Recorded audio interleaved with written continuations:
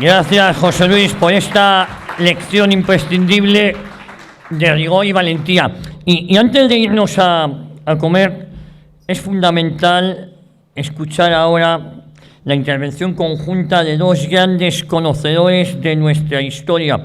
Por un lado, el doctor en Historia Luis Eugenio Togores, y por otro, el periodista y escritor Honorio Feito. Nos van a hablar de las conquistas que la etapa histórica que hoy estamos reivindicando trajo para España y para los españoles. Con ustedes, el profesor Togores y Honorio Feito.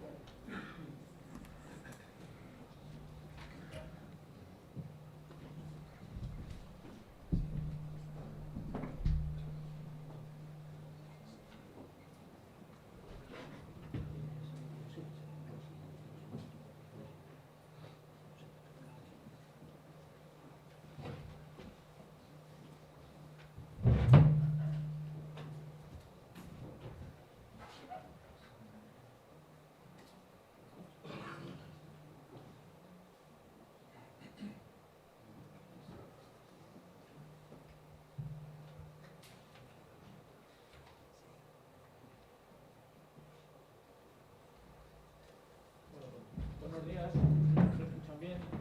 Al final de la pareja la Guardia Civil.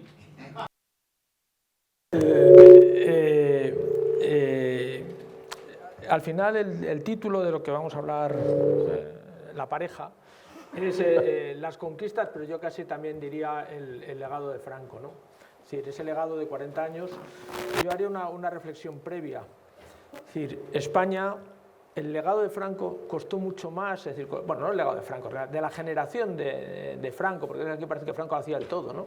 Es decir, de esa generación fue un esfuerzo enorme, porque España vivió una doble posguerra, una doble posguerra, es decir, primero la posguerra civil y luego enganchó con la posguerra mundial. Es decir, en el momento que el régimen tendría que haber empezado a poder funcionar, pues se encontró que le cogió la guerra mundial y a los españoles los trataron exactamente igual, bueno, de hecho peor que los que habían perdido la guerra. Acuérdense ustedes de bienvenido Mr. Marshall, ¿no? Que ni bienvenido ni vino el señor Mr. Marshall. Y yo estaba pensando ahora, al oír a mis compañeros, ¿qué podía contarles a ustedes? Estaba pensando en Fernando Paz. Bueno, lo primero es el legado de Franco, lo más importante es el Barça. Si Franco no hubiese salvado varias veces al Barça, que por eso le dieron económicamente, no le hubiesen dado varias medallas de oro, pues el Barça no existiría y evidentemente Fernando no podría ser del Barça y la Liga seguramente sería mucho más aburrida. Que conste que a mí no me gusta el fútbol. Luego el otro legado que estaba pensando es algo que me parece fundamental, que es la igualdad de oportunidades. La igualdad de oportunidades. Es decir, antes del régimen de Franco, la igualdad de oportunidades no existe. Y mi mujer me lo recuerda todos los días. Aunque parezca un poco presuntuoso, yo soy bisnieto de un ministro de Alfonso XIII del ejército que fue alto comisario. Y mi mujer es nieta de una maestra de pueblo y de un carpintero de un pueblico perdido del Pirineo, porque saben ustedes cómo es el pueblo. Antes las cosechas de trigo se daban cada 2 años del frío que hacía, ¿no? Ahora están forrados porque es estación de esquí, en aquella época que yo era un tal.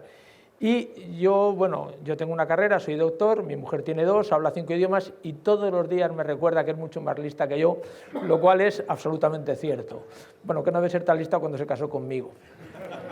Bien, luego, viendo todo eso, uno ve la obra que hizo la generación de Franco y la verdad es que es un tema de rabiosa actualidad, ¿no? La primera, probablemente, dado que vamos a ser temas que vayan con el día a día que vivimos, el primer tema es lo de las presas, los saltos de agua, etcétera, etcétera.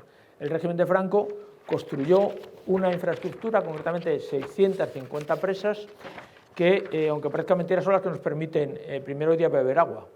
Es decir, tengo un alumno en la Universidad de Mayores que era técnico del canal de Isabel II, que dice que en Madrid seguramente vamos a tener problemas de agua en el futuro, porque la presa que tenemos actualmente no va a dar para 7 millones de madrileños. Y claro, como las presas se tardan muchos años en hacer, no va a haber ningún gobierno político que lo quiera hacer porque no lo va a poder inaugurar. Con lo cual el tío decía, ya veréis, como esto siga así, los problemas que vamos a tener. Todas esas presas, como sabéis, se construyeron pues desde el embalse de Alcántara, la almendra de Salamanca, y además unas presas, bueno, tenía aquí la lista, pero no me quiero extender, unas presas no solamente que permiten que bebamos agua, sino que además generaban miles y miles, millones de megavatios que permitían que todos los días encendiésemos la luz, vamos, y que lo sigamos encendiendo. Luego a Franco también en esta época hay que concederle que son los primeros centrales nucleares que se empiezan a construir en España. Hoy día tan denostadas, y vivimos en un país tan ridículo que vamos a quitar las centrales nucleares, pero sin embargo estamos comprando la electricidad a los franceses que las fabrican con centrales nucleares. Bueno, pues entre que quieren quitar las presas y están desmontando las centrales nucleares, que es la herencia energética más importante de Franco, pues veremos a ver el futuro que tenemos. Pero está claro que hasta ahora hemos vivido de esa herencia energética que nos dejó los gobiernos de Franco. Luego, la otra cosa que llama mucho la atención y que José Luis ha hecho alguna alusión es el tema de la vivienda. El tema de la vivienda hoy día, bueno, José Luis ha hecho una mención de que normalmente un matrimonio normal que gane unos 4.000 euros al mes y dado el precio que tiene la vivienda, pues tendría que estar, bueno, como de hecho están con hipotecas de 30 y 40 años, ¿no? La generación de nuestros padres, si se acuerdan ustedes, pues, por cierto, con unas tasas de interés, no del 2 y pico %, sino del 10, del 12 y del 15, se compraban una vivienda en 8, 9, 10, 12 años. Lógicamente, el notario tenía vivienda de notario y el peón caminero de peón caminero, claro, esto sigue siendo así en la actualidad, pero todo el mundo tenía acceso a la vivienda y de hecho éramos el país de Europa donde más propietarios había de sus viviendas.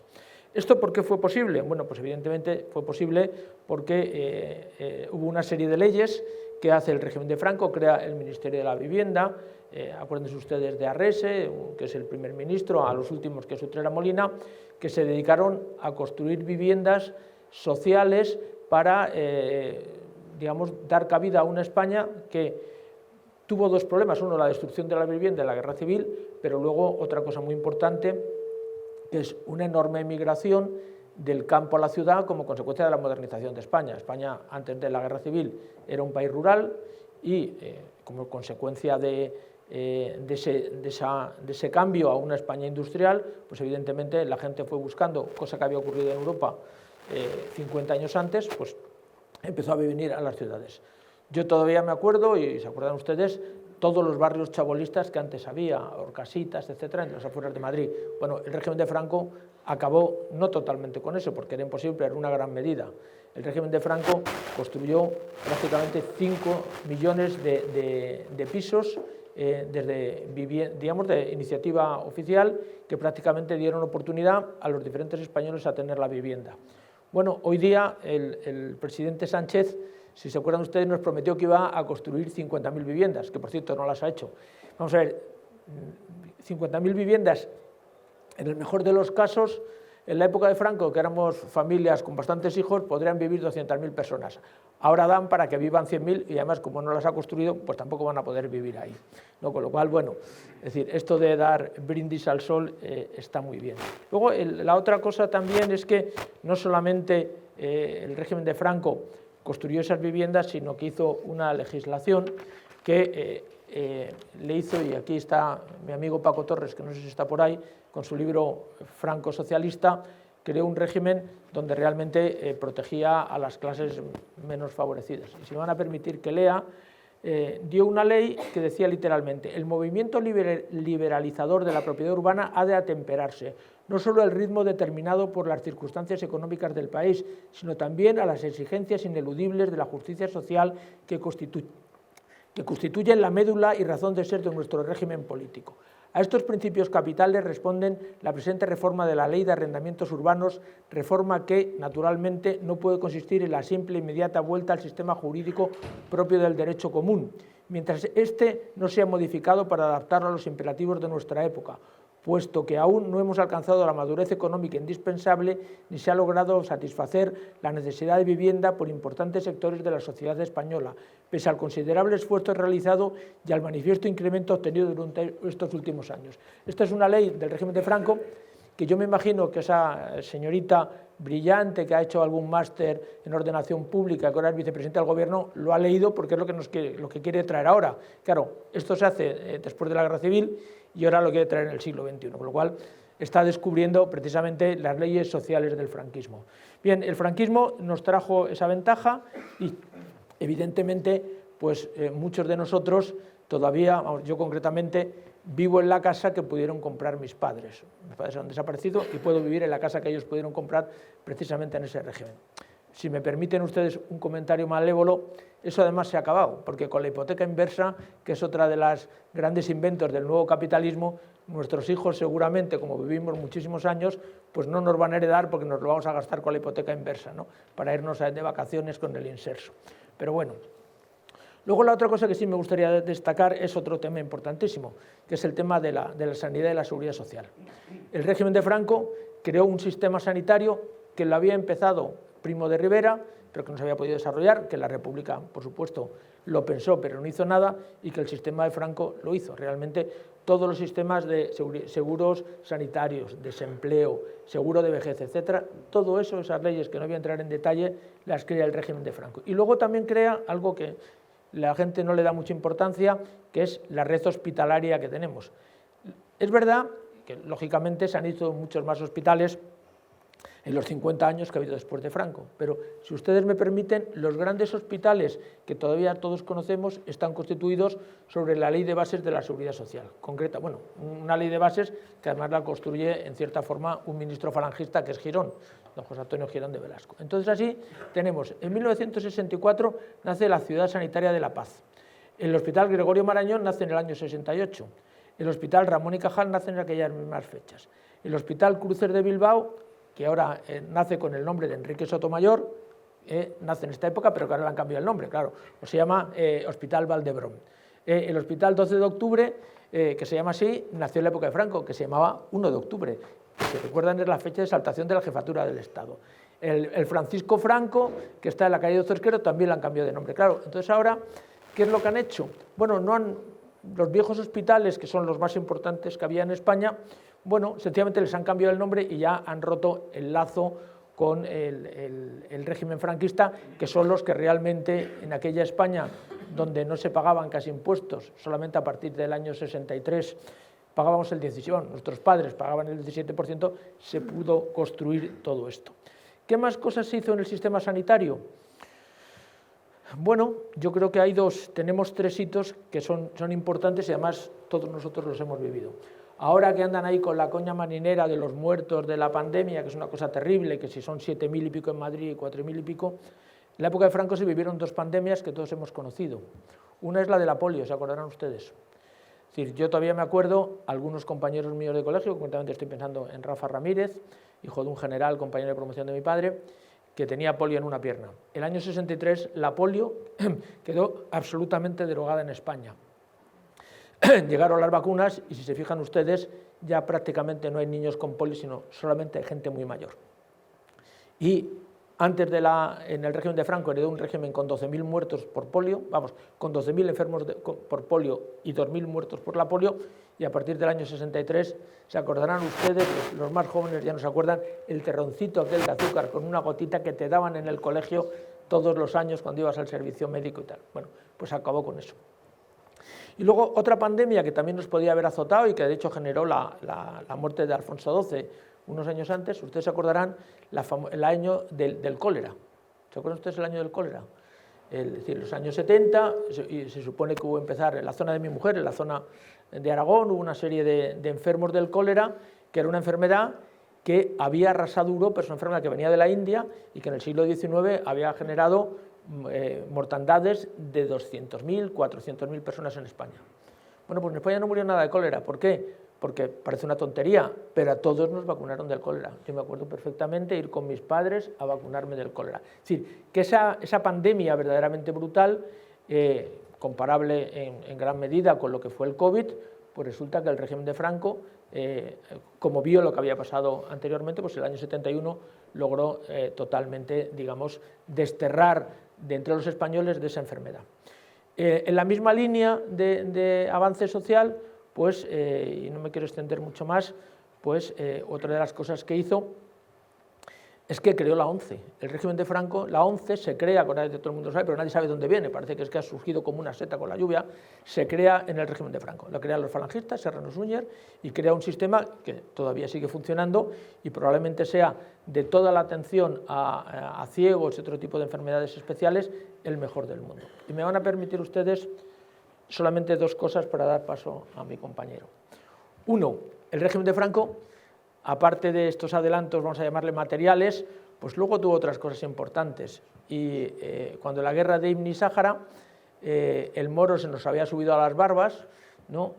Le habíamos dado la independencia, pero todavía teníamos unas guarniciones en Marruecos, porque los franceses se habían retirado y había habido unas masacres de franceses, y los españoles habíamos mantenido la legión y los regulares todavía en Marruecos a pesar de la independencia durante 5 años, pero a pesar de todo el moro en el tema de Ibn y Sáhara se estaba subiendo a las barbas. Y España hizo una demostración naval delante de Casablanca y tal. Una flota española un poco cotrosa, porque había barcos de la guerra civil, pasearon delante de las costas de Marruecos apuntando, sin disparar, apuntando las costas marroquíes, y Marruecos se replegó y bajó bastante la presión sobre Ibn. Si me permiten, voy a contar una anécdota, culpa del general Chicharro. El general Chicharro, la Fundación Francisco Franco, publica una revista que es el Boletín de la Fundación. Yo lo recibo y lo leo, y ahí viene una historia de un hispanoamericano que se llama Ernesto Balda, no sé si lo conocen ustedes. Y él cuenta lo siguiente, dice que estos eran unos señores amigos de su padre. Bueno, esto era un matrimonio mexicano. El hombre era hijo de un republicano español que había tenido que salir al perder la guerra, se había casado con otra chica española, hijo de un republicano, y le prometieron a su padre que él nunca volvería a España. Cuando el padre muere, se casa con la chica española, mexicano-española, dice que quiere volver a España, él dice que le había prometido a su padre, dice, hombre, tu padre ya no está, no se va a llevar el disgusto, y deciden venir a España, no de viaje de novios, pero prácticamente, ¿no? Y van a vivir a casa de una tía que vive en el barrio de Malasaña. Son unos recién casados, jóvenes, y les dice la tía, bueno, ahora saldréis a Madrid porque podéis salir. Estamos hablando de los años 60, finales de los 60. Podréis salirla, y dice, hombre, no, porque claro, el toque de queda y el régimen franquista y tal. Y le dice, no, si aquí no hay toque de queda. Es decir, mira, ir aquí, entonces salieron 3 o 4 días por Madrid, se corrieron la gran juerga a la pareja, se lo pasaron muy bien, y luego decidieron ir a ver a unos parientes que tenían en Huesca, la zona de mi mujer. Entonces alquilan un coche y van en Huesca, y van al caer la noche y les para un coche de la Guardia Civil, y dijeron, ya está, ahora nos van a sacar y vamos a la cuneta. Y les pregunta a la Guardia Civil, ¿llevan ustedes cadenas? Y dijeron, esta es la palabra clave para darnos matariles seguro, ¿no? Y entonces dicen, no llevamos cadenas. Y dice, mire usted, es que va a caer una nevada brutal, y claro, se van a quedar ustedes aquí aislados, y claro, puedes pasar la noche. Si les parece a ustedes, ¿por qué no nos siguen a un pueblecito de aquí, se alojan en una pensión del pueblo, y así el año que viene, la mañana siguiente, pueden seguir el viaje? Bueno, esa era la España de Franco. Esa era la España de Franco, que en cierta forma es herencia la actual. José Luis y yo somos compañeros de claustro y tenemos alumnos hispanoamericanos. Y me acuerdo, hace ya algunos años, una chica venezolana que vivía en España, y le pregunté, ¿qué es lo que más te gusta de vivir en España? Y dice, a mí lo que más me gusta es cuando salgo de clase, me puedo sentar en un banco tranquilamente a leer y que no me pasa nada. Bueno, pues esa es la herencia del régimen de Franco. Muchas gracias.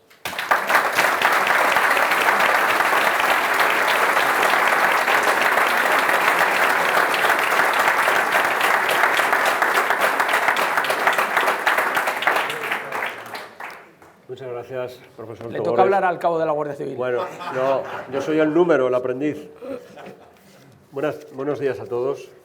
Yo he preferido, por eso de que para muestra un botón, traer 2 productos que creo que marcan la excelencia tecnológica, la capacidad de los españoles para producir y fabricar artículos de primera línea que llegaron a levantar la admiración en el mundo. Me estoy refiriendo, y es curioso y es anecdótico, a un coche, el Pegaso Z102, que marca, digamos, la línea de aquellos productos que se hicieron en la industrialización de España, auspiciados por el Estado a través del Instituto Nacional de Industria, y por otro lado al Talgo, que batió récords de velocidad. Pero me estaba pensando hace un momento, digo, es curioso que yo hable de un coche deportivo y de un tren de alta velocidad, y que voy con el retraso ya. Ni que el acto fuera cosa de Óscar Puente, o sea, bueno, bromas aparte, hay que arrancar una sonrisa. España alcanzó un puesto de primer orden en el aspecto industrial en los años 70, pero conviene saber de dónde partíamos. Partíamos de una escombrera, que es en lo que había terminado, digamos, el país al término de la guerra civil. Debemos admitir que el precio de una guerra tiene un costo muy alto, empezando por las víctimas. Yo creo que las víctimas, decía el general Muro Benayas, que las víctimas, los soldados son de la patria y las víctimas son de sus madres. Todos lloran la pérdida de un hijo, de un padre, de un hermano, de un marido, los de un bando y los de otro. Y desde ese punto respeto a los dos bandos. Pero lo cierto es que terminamos en una escombrera, y eso hay que admitirlo, la destrucción que lleva aparejada una guerra. Lo que es más difícil de admitir es el expolio a que nos sometieron. Se llevaron el oro del Banco de España, se llevaron lo recaudado por la Caja General de Reparaciones y se llevaron las joyas de los españolitos depositadas en las cajas de seguridad de los bancos. Ya sé, porque en la sociedad española hay un segmento social muy amplio que no está ni a la derecha ni a la izquierda, que no está en ninguna parte, que solamente está pensando dónde van a pasar la Semana Santa y no son conscientes de lo que estamos viviendo. Ese espectro es un segmento muy amplio de la población española. Y te hablan desde una supuesta superioridad moral, diciéndote, siempre estáis con lo mismo. Claro, pues que lo mismo era muy importante, porque el Banco de España tenía las cuartas reservas de oro del mundo. Y de haber terminado la guerra con ese tesoro en nuestras cajas, creo que la recuperación hubiera sido diferente. Pero las cosas hay que verlas como son. Como dice mi amigo el general Ramos Oliver, con esos mimbres tenemos que hacer los cestos. Pues los cestos se hicieron apostando fuertemente por la industrialización. La política industrial de la posguerra tiene el sello de un personaje curioso, Juan Antonio Suances, un ingeniero naval que ocupó por 2 veces la cartera de Industria y Comercio en el primer gobierno de Franco del año 38 hasta agosto del 39, que fue cesado, y luego desde el año 45 al 51. Se suele unir la figura de Suances al Instituto Nacional de Industria, pero también se suele precisar que quizá la creación del INI no fue un efecto directo de Suances, sino más bien se le atribuye al que fue más tarde ministro de Comercio, Arburúa, Manuel Arburúa. Como quiera que sea, Suances fue una persona que tuvo una visión extraordinaria de futuro y apostó por España, por su situación estratégica y por un principio que se basa en tres puntos. La intervención directa del Estado en la economía, la autarquía como sistema para impedir las importaciones perniciosas y finalmente la industrialización. Él creía que España tenía un potencial enorme, que España tenía incluso muchos recursos energéticos, aunque no tuviera petróleo, que el petróleo se podía sustituir por combustibles sintéticos obtenidos a partir de las pizarras y de los lignitos, que España tenía que romper el círculo vicioso según el cual España era un país pobre porque no se puede industrializar y no se puede industrializar porque es un país pobre y no tiene mercados. Había que saltar ese círculo y seguir adelante. Entendía que la industrialización también debía de tener sus límites, pero que debería darnos a los españoles una independencia política extraordinaria y permitirnos tener empresas que explotaran diversas industrias como las militares, los fertilizantes, los combustibles, la metalurgia, la siderurgia, etcétera, etcétera. El Instituto Nacional de Industria fue creado en el año 41, un poco a imagen y semejanza de lo que había sido o de lo que era el IRI italiano, el Instituto per la Ricostruzione Industriale, pero con diversos matices, sobre todo en la financiación. El IRI contaba con un banco público, la Banca Nazionale di Lavoro, mientras que el INI no tenía un banco directamente asociado, porque incluso Suances se interesó por ver si el Banco de Crédito Industrial podría soportar las inversiones que el Estado debería hacer. Principalmente, las dificultades estaban en la falta de grandes entes de financiación, de la falta de empresarios que pudieran también soportar las inversiones que se requerían, la necesidad de que el Estado interviniera en muchos desarrollos, sobre todo de los sectores llamados estratégicos. Esas son principalmente las bases. Como estamos en Asturias, y yo soy asturiano, no puedo evitar citar un dato. Si hay una región en España ligada al Instituto Nacional de Industria, esa región es Asturias. Inilandia, como la llamaron en su día. Más de 15 sociedades asturianas pertenecieron al instituto, entre ellas UNOSA y Ensidesa, sobre todo después de la absorción de UNINSA. Así, a grosso modo, y sin buscar mucho, y como estamos entre profesores universitarios me van a dar un pescozón, pero así, a grosso modo, podemos estimar que el Estado en Asturias creó en torno a los 60.000 puestos de trabajo directos y otros 30 o 40.000 indirectos en el resto de España, pero relacionados con empresas que pertenecían al INI. No solamente era Ensidesa, no solamente era UNOSA, era también La Naval, era también Santa Bárbara, o sea, hasta 15 sociedades. Voy a entrar ya en materia, hasta ahora era un preámbulo. Yo voy a hablar de dos productos, el Pegaso Z102. Los que son aficionados a los coches y les gustan los coches clásicos, como el profesor, pues saben de qué estoy hablando, pero los que no se van a enterar ahora porque lo voy a explicar brevemente. Y el otro ejemplo que iba a poner es el Talgo. En uno, el primero, es auspiciado por el Instituto Nacional de Industria y el segundo es auspiciado por un empresario privado que apostó y financió la idea de un ingeniero español. El Pegaso Z102 tiene sus pasos. Lo primero que hacen los responsables del régimen, del Estado nacido el 18 de julio, fue apostar por los sectores estratégicos, entre ellos la automoción. Bien, España había tenido buenos representantes en este sector, por ejemplo, Hispano-Suiza, es una empresa que se desvanece con la guerra civil. Hispano-Suiza no solamente fabricaba coches, el que no los conozca, que busque en internet y va a poder comprobar pues qué pedazo de coches había, que competían directamente con el Rolls-Royce, tan mítico y tan famoso, pero también se dedicaba a hacer motores para aviones y otros componentes. Quisieron recuperar ese sector porque era estratégicamente importante, demandaba por la situación estratégica también en Europa el tener una industria de automoción muy desarrollada, pero no solamente para vehículos utilitarios, sino para camiones y para autocares. Lo primero que hace Suances, el INI se crea en el año 41, en el año 46 va a crear el CETA, el Centro de Estudios Técnicos de la Automoción, al frente del cual va a poner como director a un ingeniero español que es Wilfredo Ricart, un catalán que había estado trabajando para Alfa Romeo en Turín, donde era responsable del mantenimiento de los motores de aviación de Alfa Romeo. Ricart se trajo de Italia pues, a 3 o 4 colaboradores, amigos suyos, y digamos que el Z viene a ser algo así como el Estado Mayor, en términos militares, ¿no? Era donde estaban los cerebros pensantes para el desarrollo de esa industria. Pocos meses después de crearse el Z, que tuvo sede en Madrid, en la calle Padilla, se crea, el INI crea ENASA, Empresa Nacional de Autocamiones, con el objetivo de fabricar camiones para el transporte pesado y autocares para el transporte de personas, obviamente.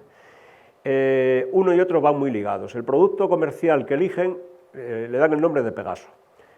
Wilfredo Ricart, que conocía muy bien el mundo de la automoción, sabía que es imprescindible contar con un logotipo que identifique la marca. Y él había visto que los motores Bristol Pegasus, que son los que tenían los de Alfa Romeo para los aviones, llevaban el Pegaso mítico, el caballo alado. Y por otra parte, Enzo Ferrari, que era amigo suyo, que ya fabricaba los famosos Ferrari, había puesto un cabalino rampante, como dicen los heráldicos, ¿verdad? Entonces, Wilfredo Ricart se inclinó por un caballo que, digamos que demuestra la potencia y la velocidad, un caballo galopante, al cual hizo salir de un círculo. Ese fue el logotipo de Pegaso, que durante muchos años nos acompañó. Si me permiten, me voy a extender un poco más, pero lo voy a contar. Hace ya unos cuantos años estábamos en París, mi mujer, unos amigos y yo, y a las tantas salimos de cenar de un restaurante y vimos un camión de la basura que era un Pegaso.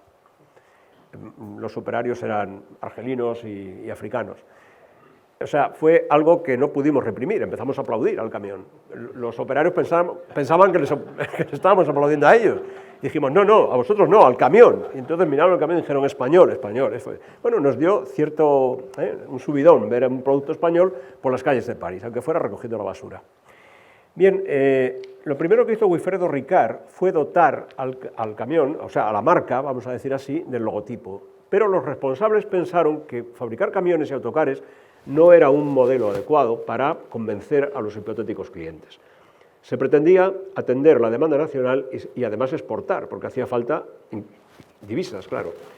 Así es que en el Z empezaron a desarrollar un coche deportivo, que yo no voy a entrar en las disposiciones técnicas porque se me escapan de mi control, pero voy a decir que sobre un bastidor montaron un motor de aleación ligera de aluminio de 8 cilindros en V. No era la primera vez que se utilizaba la aleación ligera de aluminio en los coches, y probablemente no era la primera vez que se confeccionaba un motor con esas características, pero el resultado fue extraordinariamente positivo. El coche le llamaron el Pegaso Z102, que es como figura, donde ustedes lo pueden encontrar en internet. Pegaso Z102 fue presentado oficialmente en el Salón del Automóvil de París del año 51, y la revista L'Automobile francesa dijo que sería el competidor directo de los Ferrari y los Jaguar. Ferrari y Jaguar eran dos marcas que competían por establecer el récord de velocidad. Se construyeron entre 1950 y 1957 y se construyeron un total de 86 unidades, 77 de ellas vendidas en España. Alguien podrá preguntar, ¿cómo es posible que con tan pocas unidades y la mayoría vendidas en España, ese producto pudiera cumplir, digamos, las exigencias que le habían marcado sus padres, vamos a decir así? Pues lo cumplió. Pegaso Z102 batió el récord de velocidad en el año 53. Esto se ha cortado. A ver ahora. Sí, ahora sí. En el año 53 fue récord de velocidad con un piloto español, Celso Fernández, en Llavec, en Bélgica, alcanzando una velocidad de 244,61 km por hora. Pero es preciso decir una cosa. La velocidad la marcaban Ferrari y Jaguar, pero Ferrari y Jaguar tenían motores de 4 litros y medio, para los coches de competición. Estos Pegasos salieron de fábrica con motores de 2.500 centímetros cúbicos, 2.800 y 3.200 centímetros cúbicos. No era un coche de carreras, era un coche deportivo, que es diferente. Dicen los expertos y los aficionados que nunca se hicieron dos Pegasos iguales, porque aunque sobre la cadena de montaje siempre eran retocados y siempre eran, bueno, llevaban un poco el sello de los que lo habían diseñado. ¿Por qué Pegaso se hicieron solamente 86 unidades? Pues por dos razones principalmente importantes. La primera, porque los constructores no quisieron hacer más, no quisieron convertir ese vehículo en un coche multitudinario. Solamente quisieron hacer un coche excelente que pudiera convencer a los hipotéticos clientes de que los españoles éramos capaces de fabricar y fabricar bien, a altos niveles. Y eso parece ser que fue suficiente para que empezaran a llegar los pedidos de los camiones y de los autocares. Uno de ellos, el Shah de Persia, que hizo un importantísimo pedido y al cual, bueno, dicen que Franco, no sé si Franco o el Estado, bueno, en cualquiera, le regalaron un Pegaso Z102 al Shah de Persia, de los pocos que se hicieron. Los coches de estas características, claro, en aquel tiempo no salían de fábrica como ahora, que pagas el coche, te dan las llaves y te vas a tu casa. Entonces salía el bastidor con el motor, el volante, las ruedas, los frenos, el equipo de encendido prácticamente. Había que carrozarlos. Los más importantes carroceros de la época, Touring en Milán, Sachuic en Francia, carrozaron la mayor parte de los Pegasos. Un catalán, Serra, carrozó algunas unidades y además con éxito, porque Wilfredo Ricard le gustó mucho el diseño que había hecho su paisano, pero ya era el declive de Pegaso, ya fue el año 57 que prácticamente ya no se hicieron más. Sobre la cadena de montaje de Pegaso pusieron dos motores con un bastidor, rectificaron la cilindrada y sacaron una edición especial que se llamó el Pegaso Z103, del que solo hicieron 2 unidades. Unos meses más tarde, el caudillo inauguró oficialmente el Talgo 2 en un viaje que unía Madrid y Valladolid. Los Talgo Serie 3, por ejemplo, entraron en funcionamiento en los años 60 y tuvieron como especial innovación la calefacción y el aire acondicionado en todos los asientos de todos los vagones. No elegían preferente o primera o turista, no. Para todos aire acondicionado y calefacción individual en todos los asientos. Y las cafeterías tipo avión, o sea, donde va pasando la azafata con el carrito y te va dejando la comida sobre la mesa que lleva incorporado el asiento delante. Estos Talgos de la serie 3 y el pendular subieron la velocidad de los trenes a 160 km por hora en el año 1968. El Talgo pendular alcanzó 10 años más tarde la velocidad de 230 km por hora. Talgo ha transitado entre Moscú y Berlín, porque ellos tienen un ancho de vía también diferente al del resto de Europa. Fue la primera compañía en transitar europea en transitar en los Estados Unidos y sus trenes están presentes en varios países como Arabia Saudí, Uzbekistán, Egipto y otros de Europa Occidental. Como estamos en Asturias y yo soy asturiano, me van a perdonar que me distraiga con otro ejemplo. aquí hay una línea, que es la que une Pola de la Viana y Gijón, que me parece que son unos 50 kilómetros de trayecto. Hace muchos años, un tren Talgo construido en Estados Unidos por la American Car Foundry, con licencia de Talgo, evidentemente, que se había construido para la línea de New Haven y que circuló entre Boston y Nueva York.